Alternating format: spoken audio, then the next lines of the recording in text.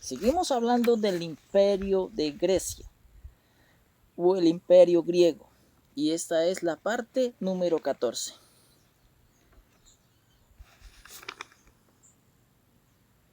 Estábamos hablando acerca de las fábulas.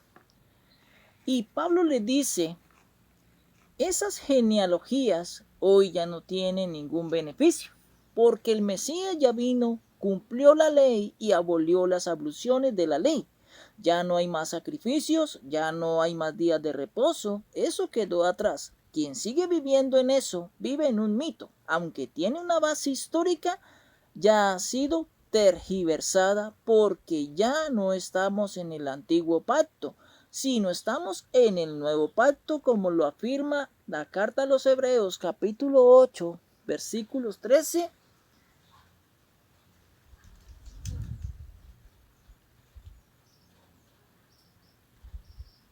Y dice, al decir nuevo pacto, ha dado por viejo al primero. Y lo que se da por viejo y se envejece está próximo a desaparecer. Es importante entender lo que hemos visto hoy, y en que hay un origen histórico de los dioses mitológicos, y ese origen real es lo que cuenta Génesis capítulo 6.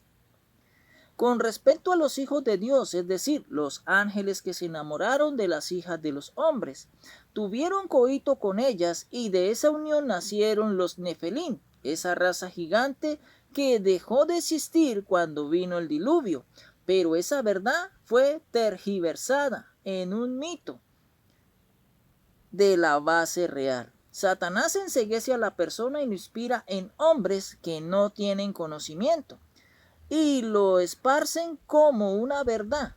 También vimos de que el diluvio entra también en ese mito, del cómo Deucalión y Pirra y sus hijos entran en ese diluvio, junto con Zeus, que tienen algunas cosas comunes como el arca, como la maldad de los hombres y de los personajes que sobrevivieron para volver a poblar la tierra. Aunque el mito tiene mucha creatividad de engaño, pero también tiene cosas que son verdad. Aunque son estratagemas, sin embargo, mantienen unas cosas reales de los sucesos que pretende Satanás. Él no quiere acabar con los seres humanos. Eso es mentira cuando dice Apocalipsis capítulo 12, versículo 12, por lo cual alegraos cielos y los que moráis en ellos. Ay de los moradores de la tierra y del mar, porque el diablo ha descendido a vosotros con gran ira, sabiendo que tiene poco tiempo. Eso sucede porque a Satanás se le acabó el tiempo. Desde el tiempo en que el hombre cayó, Satanás quiere que el hombre se gobierne solo, sea independiente de la gobernación de Dios. Y Satanás busca el éxito. Él sabe, si eso llegase a ocurrir, Jehová Dios tendría que darle la razón a Satanás en que sí podía gobernarse en solos para siempre. Y aquí está el problema para Satanás, porque no va a suceder.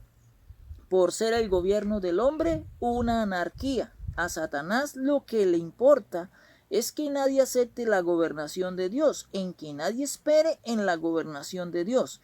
Eso es lo que quiere Satanás. Por eso quita a Jehová y lo pone en Zeus, quita a Noé, su esposa, sus hijos y sus nueras, y los pone en Deucalión, Pirra y sus hijos. Analicemos hoy la base histórica a uno de los mitos que más daño ha hecho al mensaje del reino de Dios o reino de los cielos, siendo el mito del infierno.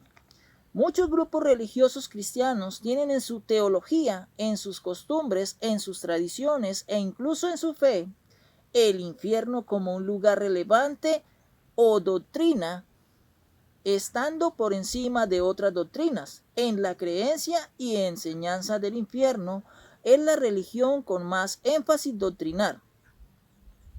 Le da al infierno e incluso añade el limbo y el purgatorio. ¿Cuál religión o cuál tradición menciona esto que acabo de decir? La religión o iglesia católica. que también se desprende de la mitología griega. Segundo, las iglesias trinitarias también defienden la existencia del infierno, como el movimiento misionero mundial, las cuadrangulares, las asambleas de Dios, entre otras. También defienden el infierno los bautistas, los unitarios, incluso los mormones, los llamados Iglesia de Jesucristo de los Santos de los Últimos Días. En el libro del Mormón, como su Biblia, y defienden el infierno. Pero cabe y vale la pena resaltar en que los adventistas del séptimo día, los que guardan el sábado, los que no comen carne de cerdo, los que diezman, que vigilan, ayunan, que no comen sangre, no comen rellenas y guardan estos rituales o abluciones, estos no creen en la existencia del infierno. Dicen que no es real. De igual manera, los testigos de Jehová no creen ni defienden la existencia del infierno. En ese sentido, bien por ellos, porque en este caso sí están bien centrados. La pregunta es, ¿qué es el infierno? El cual hablan tantos movimientos religiosos cristianos. Segundo, ¿cómo lo explican? Y tercero, ¿cómo lo justifican? Primero, para los defensores del supuesto infierno, para ellos es un lugar de tormentos, dizque creado por Jehová Dios, aunque algunos dicen que es creado por Satanás, otros dicen que Dios lo creó, pero quien lo administra es Satanás. Donde espera las almas de los malos y los demonios están listos para castigarlos. Segundo, otros dicen que es un lugar creado para las almas que pecaron y no se arrepintieron y no hicieron la voluntad de Jehová. Y allí serán atormentados día y noche, como lo dice Apocalipsis capítulo 20, versículo 10. Y el diablo que los engañaba fue lanzado en el lago de fuego y azufre, donde estaban la bestia y el falso profeta, y serán atormentados día y noche por los siglos de los siglos. Tercero, dicen que Jehová Dios es amor, pero que castiga a los que no le obedecen. Y en la primera carta de Juan, capítulo 4, versículo 11, dice, amados, si Dios nos ha amado, así debemos también nosotros amarnos unos a otros. El versículo 12 sigue diciendo, nadie ha visto jamás a Dios. Si nos amamos unos a otros, Dios permanece en nosotros y su amor se ha perfeccionado en nosotros. Ahora veamos Deuteronomio capítulo 4 versículo 24. Porque Jehová tu Dios es fuego consumidor, Dios celoso. Ahora veamos Juan capítulo 15 versículo 6. El que en mí no permanece será echado fuera como pámpano y se secará y lo recogen y los echan en el fuego y arden. Ahora veamos Judas, versículo 7.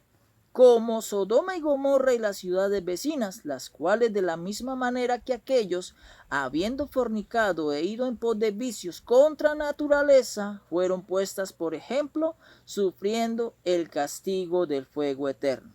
Ahora veamos Apocalipsis capítulo 14, versículo 11. Dice, el humo de este tormento sube por los siglos de los siglos, no habrá descanso ni de día ni de noche para el que adore a la bestia, y su imagen ni para quien se deje poner la marca de su nombre. Veamos bases bíblicas de los infiernistas.